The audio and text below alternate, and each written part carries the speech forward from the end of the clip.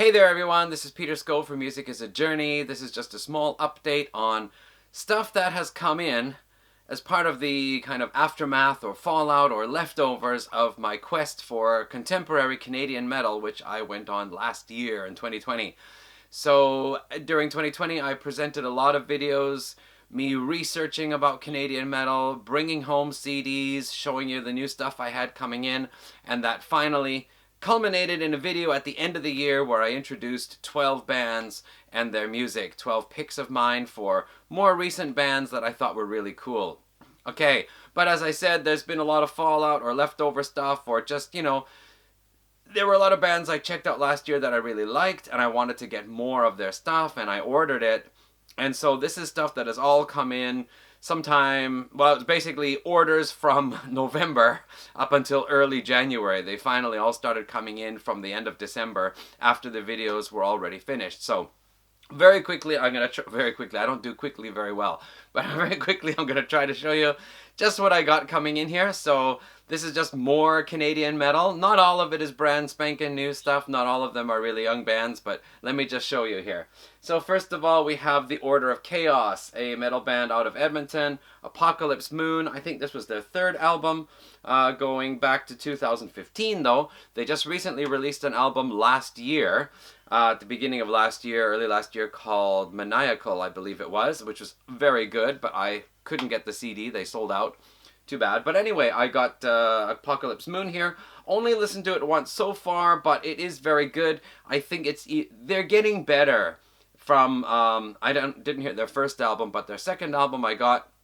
Thought it was pretty good, but this one here I think is getting better. Vocalist Amanda Kiernan is definitely getting better, especially in her harsh vocal department. I think she's handling the vocals way better than before, where they were still good. I think she's just gotten better at what she's doing. So anyway, that's the Order of Chaos, Apocalypse Moon. Where are we going to put that? Let's drop it down here. Next up, Into Eternity. This is a progressive death metal band out of Regina, Saskatchewan. They're kind of related with They're kind of related with the Order of Chaos, Apocalypse Moon, because Amanda Kiernan became the vocalist of this band from 2012. So she's actually singing on both albums. So again, she's doing the vocals really well. This is a pretty technical band, like very progressive death metal-y type. An older album of theirs, Buried in Oblivion, I think it was their third album. It was from quite some time back. That one is really, really good. I got their fifth album, which I thought was kind of okay. It just wasn't as good as Buried in Oblivion. But this is The Sirens. I think it's from 2018. And it's sounding pretty good again. But again, I've only heard it once because there has been just so much new stuff coming in. And while we're on bands with female vocalists, this is Lutharo, Wings of Agony. This was their EP released last year in 2020. The title track is really a great, great song. There is a reaction video, father and son team from probably somewhere in Canada. They reacted to the title track of this and just had so many good things to say about it. This is Lutharo's third EP, and they are in the studio working on a full-length album here now at the beginning of 2021. Oh, geez, we're on a female vocalist role here. I didn't even mean to do it that way. This is Carchaos Empire. I think this was their second album or their first full-length album, going back to 2014, though. In a video last year, I briefly mentioned their Children of the Void album. It is a symphonic mellow death metal band, and I thought they were really cool. I loved their vocalist. This album has a different vocalist, but it still is a really great symphonic mellow death album, basically. Yeah, really just good, powerful stuff there. So if you're into that kind of music and a woman who can do death growls as well as nice, clean, beautiful vocals, then this is one of those bands, Carchaos, K and a K, that you might want to check out. Bison, I really loved their debut, full-length debut, Quiet Earth, which I said reminded me a lot of Mastodon's Leviathan, which is also an album I really like. So I bought their follow-up album to that, Dark Ages. Bison also went by the name of Bison BC because at the time they signed to a major label, there was actually another band out there called Bison. So they changed it to Bison BC, maybe because they're from Vancouver, which is in British Columbia. Not sure, but anyway. Is it as good as Quiet Earth? Hard for me to tell. I've only listened to it a couple of times. It's not the same as Quiet Earth. They've done things a little bit differently here, but it is still a great album from what I recall.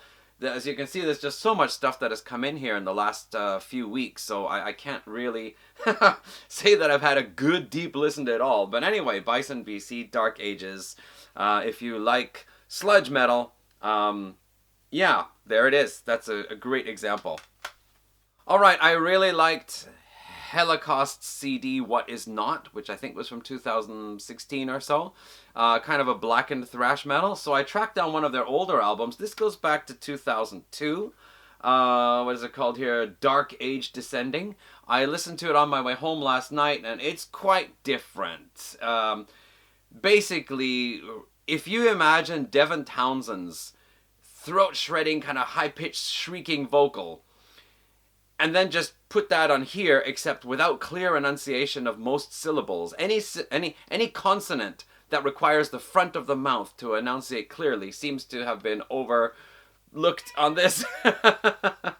But anyway, it is a pretty intense album and pretty raw as well. So if you're into that really kind of independent, raw, extreme metal sound, Holocaust, this album here, Dark Age Descending, might be something you'll be interested in.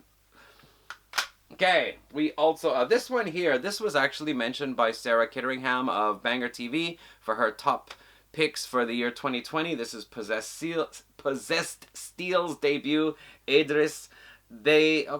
Basically they are a heavy metal band. Not particularly death metal, not particularly progressive metal or anything, but yeah, and this is their debut. It is a good album. Like, reviewers and critics out there are saying they're off to a good start. It's not a perfect album. There are some parts there where things have room to grow, but nevertheless, it is a pretty good, solid heavy metal album. And I think they're out of Ontario. So Possessed Steel's debut, Adris, just released last year, I think, too. 2020 anyway. So a new release. Now, Spell was the band that kicked off my whole Canadian heavy metal quest because their album last year, Opulent Decay, really impressed me. They were doing something that I felt was quite different. And so I went and got their The Full Moon Sessions album. This is much more just like a traditional heavy metal band recreating the styles and sounds of the 80s. Sometimes there's like one song on here, it sounds like Rob Halford and Udo Dirkschneider are doing a duet. And it even has this kind of like echoey sound to it that you find on a lot of 80s albums. So I don't know if they intentionally did that. It is certainly a good album, but it is also, it shows that for Opulent Decay they really went ahead and tried to do something new and different. So two very different albums by the same band, but both of them good. Just I like Opulent Decay better. Alright, this one just in last night, and I'm going to listen to it today on my way to work. This is Riot City, Burn the Night, a heavy metal band out of Calgary. They love Iron Maiden, and from what I've heard, they also sound a fair bit like Judas Priest with those really soaring vocals. Even the album cover has a kind of like, metallic eagle thing, looks a bit like a Judas Priest artwork. So Riot City, traditional heavy metal from Calgary, should be really good. Looking forward to hearing that one finally. And while we're on traditional heavy metal from Calgary, there's Traveller. This was their second album, Termination Shock, released last year. I've listened to it once so far. It sounds really good. It is really traditional 80s heavy metal. Just your straight up heavy metal, not hair metal, not thrash metal. Just good, straightforward heavy metal from the 80s, except that this is a 2020 release. I'm going to have more to say about traditional heavy metal in a moment, but this is their second album. People out on the internet said the first album was good, but they're saying this album here shows the band improving and ironing out some of the wrinkles. So this one is maybe the better of the two to get. Another trad band, this is Skullfist. I bought their debut album. I thought it was a really great, a really fun band. And if you look at, they've got like this, you know, artsy artwork on the cover there. And then on the back, here's pictures of the band members posing with guitars. Really just like an 80s metal album. And that's, again, what it is. This is traditional 80s metal. A little bit on the speed metal side, sometimes more on just the straightforward heavy metal side. No hair metal. Hair metal, glam metal, whatever, nothing like that. And just pretty good, solid stuff. I have only listened to it once so far, as with most of this stuff here, but it's as good as the debut from what I can tell. Skullfist, Chasing the Dream. Alright, and now we move on to Cauldron. So last year I got New Gods, their most recent album. I thought it was brilliant. I went ahead and got their third album, No Promise of Tomorrow, and then I just thought I really like this band, so I went ahead and got the rest of their stuff. Debut album, Chained to the Night. This is a special release. It has an extra mini disc with 2 bonus tracks on.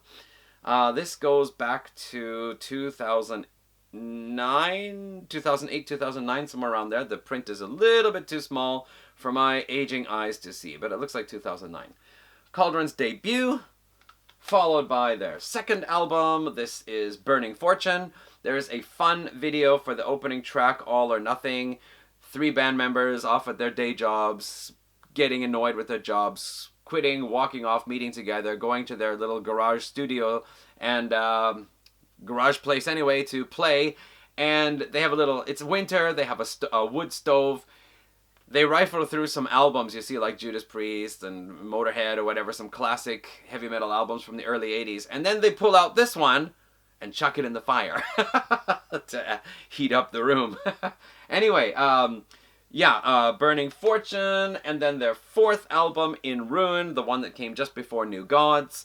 All of these albums, any of Cauldron's albums, they're all basically 4.5 stars out of 5, I would say. It's just really good, solid 80s metal, bit more on the melodic side than, say, like Skullfist, but if you liked Dokken, like Tooth and Nail, Back for the Attack Dokken, or Keel, or around that period there, Cauldron is just a great band to get into. They are a little bit closer to speed metal near the beginning, but basically not as much as Skullfist. So just that kind of Dokken, Keel, that kind of good, solid melodic metal. And I really like Jason Decay's vocals. There's just something, he has that kind of voice that just, I don't know, makes me want to listen to him sing. He's cool. Okay, from Vancouver, Empress and Premonition. I just got this recently, listened to it yesterday. It has this kind of melodic black metal to it in some parts. However, other parts it's more like stoner metal and sludge. They've got some really good groovy riffs, as well as they've got the more kind of, open chord riffing that you hear in black metal sometimes. 2 different vocal sounds, clean vocals, harsh vocals.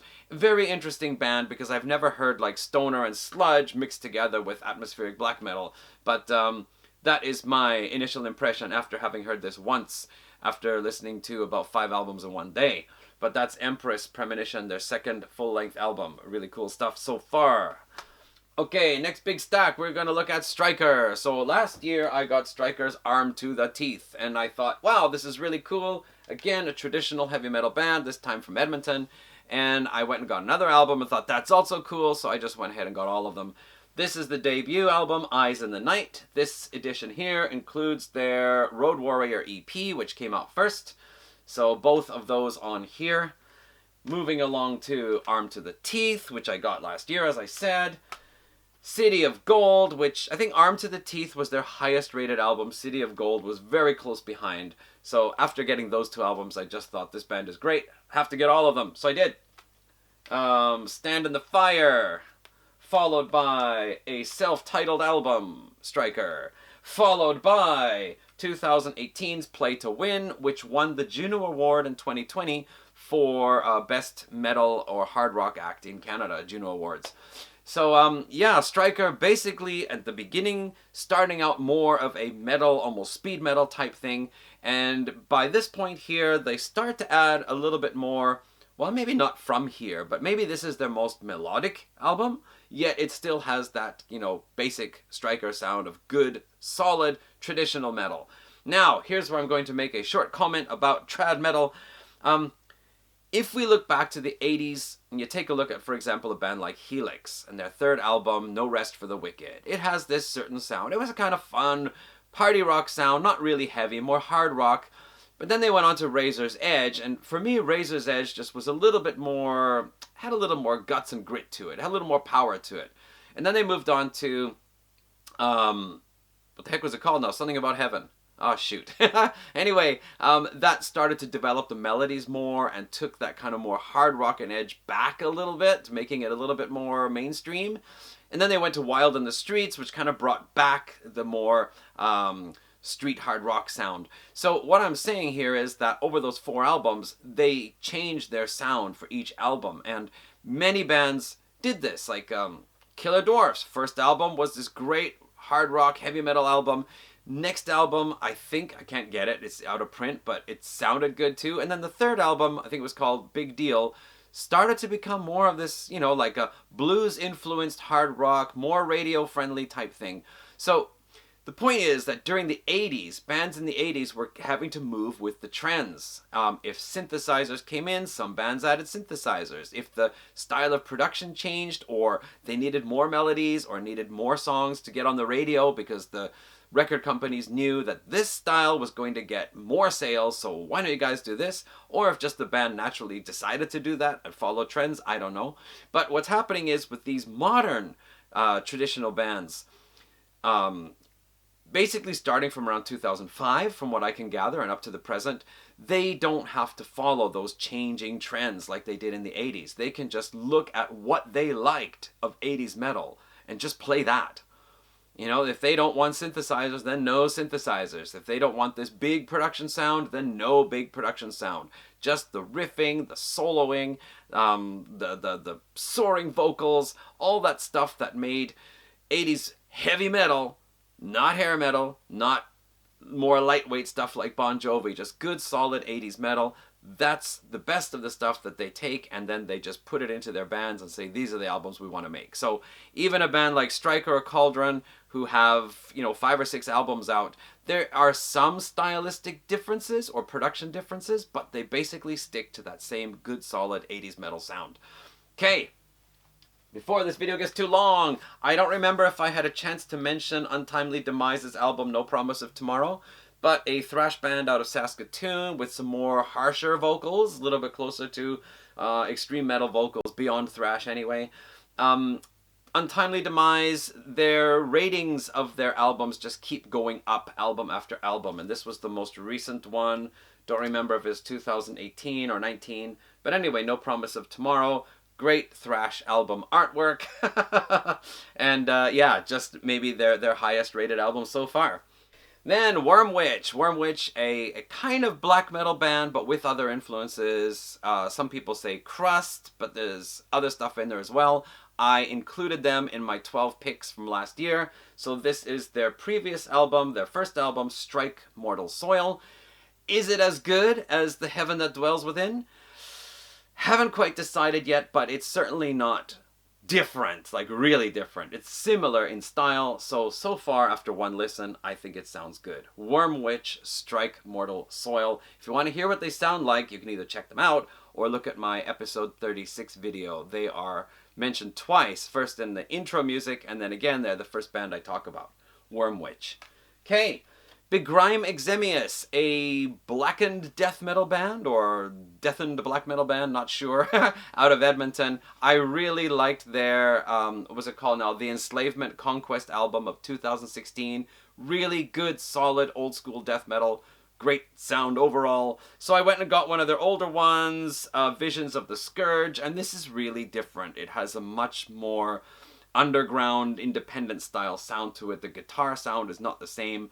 So it's really a very different sounding album, but certainly not a bad one. I just have to listen to it more before I can get a good solid opinion. But anyway, Begrime Exemius, Visions of the Scourge. Okay, one of the bands I mentioned in my top 12 picks was Wilt, an atmospheric black metal band out of Winnipeg. That was their second full-length album that I mentioned. This is their first Moving Monoliths. Hello, Kurama, my cat. Moving Monoliths. Now, they had an EP first, which was that atmospheric black metal. Then they moved on to Moving Monoliths, where they started to add more of a doom element to it. And then they went on to Ruin, the more recent one, which went back to the atmospheric black metal sound. Honestly, I really loved Ruin. Once it got me, it just really got me. Moving Monoliths, there's still some of those. It's, anyway, the Wilt sound. It's just a little bit more doomy, and I haven't decided if that really works for me yet or not. I know on the internet some people are saying that this is the weakest of the three, the EP and the two albums. Other people are saying it's really good. However, just Ruin is better. Anyway, I got it. I got it because I liked Ruin and I wanted to hear what they did on Moving Monoliths, and I just felt I'd rather have it to listen to it rather than just give it a cursory listen on the internet. I see the sun is going behind a cloud or something, so probably the light in this video is changing. One more band to mention, Sorcière de Glace, a black metal band out of Quebec. Old type band. They've been around since the late 90s and have released a number of albums so far, I think 7 or 8. This is a self-titled album. It is a 50-minute track. That might turn you off right away. I actually didn't know it was a 50-minute track. I was just getting this album and thought, well, I'll add another one on as well. And I grabbed this one. But actually, I honestly have to think it's very well done. It's an album where I think the 50-minute track works. Of course, it could have been broken into different songs and then pasted all together, but I think the flow and basically the movement from one track to the next, the transitions or whatever, it all works, and I think this is a successful 50-minute track from Sorcière de Glace. And then their 2020 album, Un Monde de Glace et de Sang, A World of Ice and Blood, their most recent release. Some people say that they are now an older band and they're just not able to capture the feeling of their earlier albums. I don't have that impression. I think what I got, the pure essence of Primitive Forests, which was their third album from 2011, I don't distinguish that big a difference, like in preference-wise. I like that one, I like this one, I like the 50-minute long one. For me, this is Sorcière de Glace doing what they do, and it sounds good to me.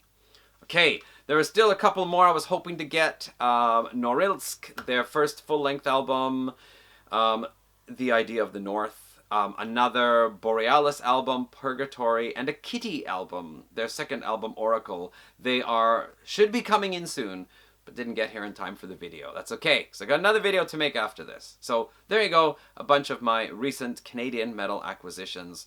Do check any of those bands out if they sound interesting to you. Again, thanks for watching. Hopefully I'll see you in the next video. And if you haven't seen episode 36, where I introduced music from 12 bands, do check that one out as well.